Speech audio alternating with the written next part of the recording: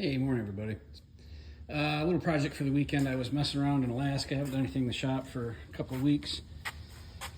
But I'm starting up the rust tanks again. I'm starting to cook off some of the rust off of the trim.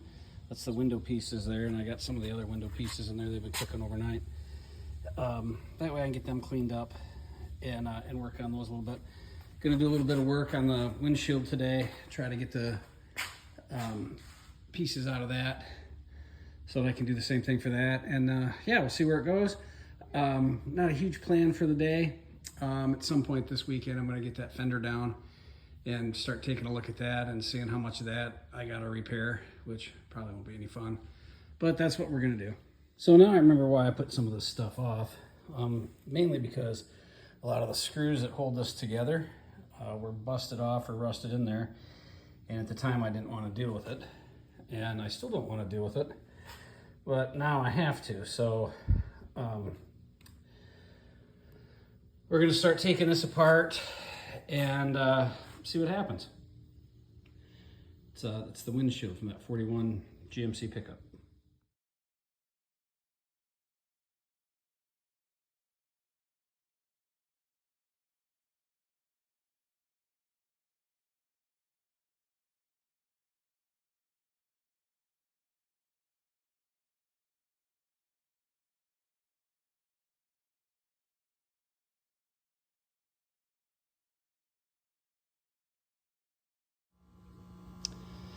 So I've been working on this windshield, and man, is it a pain. After a while, I thought I'll just replace these. It's not worth the fight. I still got one screw stuck there. And so I went inside and I sourced them on one source that I have, which is just Jim Carter truck parts. There's other sources, but in the one's magazine, they wanted $577 a piece for the windshield frames, sides. This chrome piece in the middle was $177 for a stainless piece. So needless to say, I'm going to salvage these because at some point there's other things that you can spend $1,000 on that are a lot more important. Motor components, brake components, transmission, drivetrain, you name it. So I just decided that we'll spend the extra time and do the extra messing around to get these so that we can paint them and reuse them.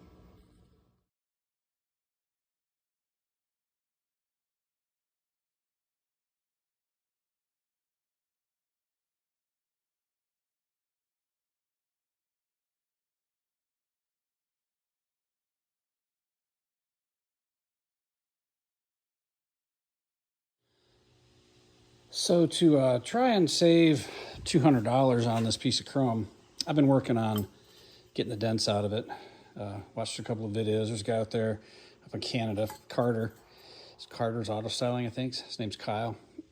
He's a wizard at this. And then just kind of, I remember something some old friend of mine told me years ago about just putting it on a piece of wood and tapping it slow and going real slow and seeing if you can salvage it. So that's what I've been working on for like a long time. There was a really big divot right there. There was a couple really big dents in this that I've kind of got out. It's getting smoother and I'll polish it super good. Anyway, that's what I've been working on, and it's taking forever.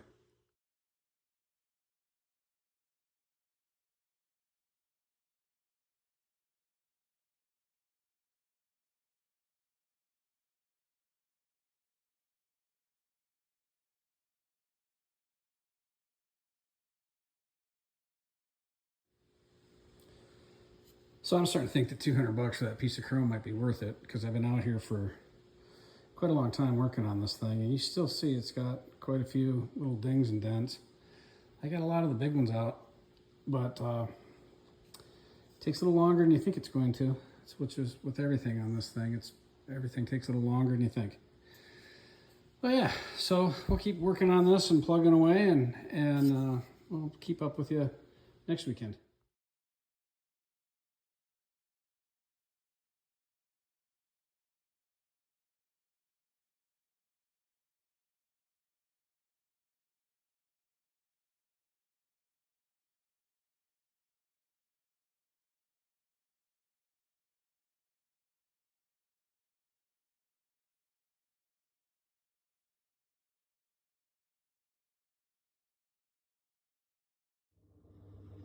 Well, we've been working on this windshield and these window frames now for a couple of days.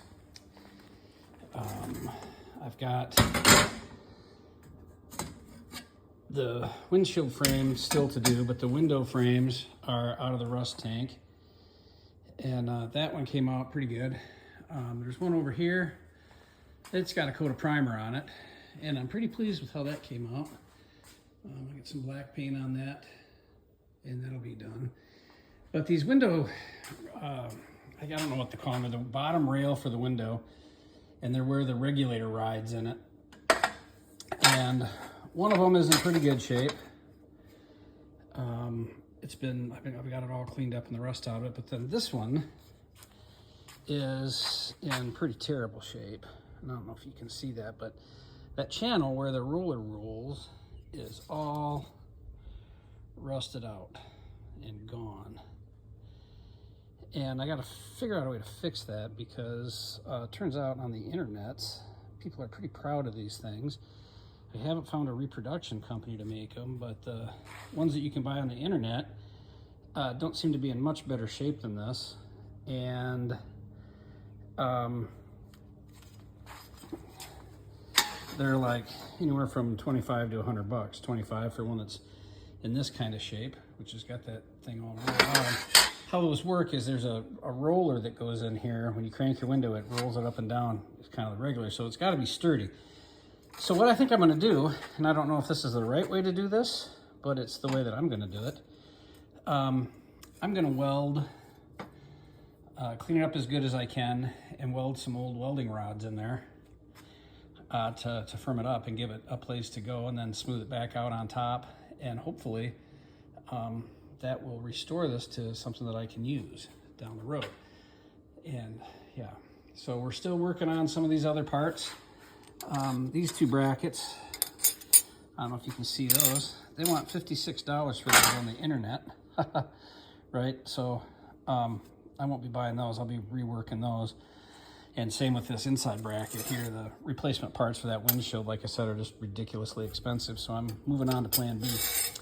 And that's what we're working on. It's not all that exciting, but I guess it's all got to be done. And yeah, that's it.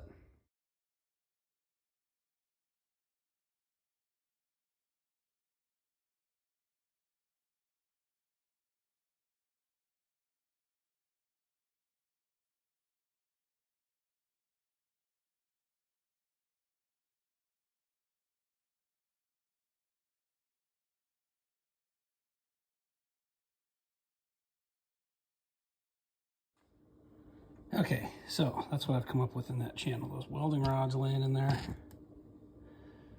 Gonna weld that in, and hopefully I got it clean enough to stick.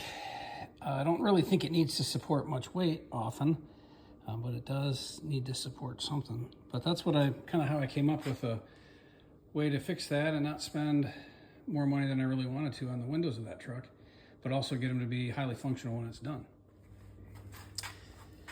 So the big problem with my grand plan on that is it's also the channel the window rides in. So I've got to clean it up enough to get the window in it and the glass in it when it comes. But I think I can do that, and I think it'll work. At least it'll work as good as the tailgate worked.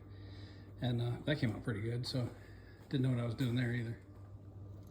All right, so I think that's gonna work. I am gonna get some JB weld and put it in this channel. Just to give it a little extra and straighten it up. And then while I had the welder out, I thought I would go ahead and repair this windshield frame where I had to kind of wrestle with it to get it out of the windshield, or out of the truck. Those screws had to be drilled out, so the holes are a little bit screwed up. So I'm going to plug them up with the welder, kind of like I did on that bracket, so that when I get around to it, I can put a round hole in it and we'll put it back in the truck. All right, so another odd end that we got to get to is getting this piece broke down into its component parts, right? You can see where people that had it before brazed on some of these critical parts. And yeah, I got most of it cut off when I took it off the truck. But I've got to do some work to this today. And I've been plugging away at the window channels and got some of those parts. Those two T-looking brackets here, like I said, they wanted a whole bunch of money for those, so I decided just to paint them. Got the window frames going. They got a coat of paint on them. They're looking pretty good. So that's what we're working on today. It's a little bit before the 4th of July. So we'll have a long weekend coming up to work on that, and that's what we're up to. Well, we got it apart. Now we can see what we're dealing with. And this fender is in a lot worse shape than I remembered when I pulled it off the truck.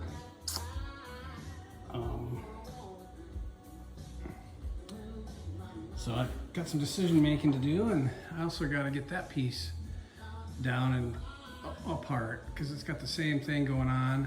A lot of braids together. That's why it went up there, I think, with the grill attached and that other side piece attached. So yeah, that's it.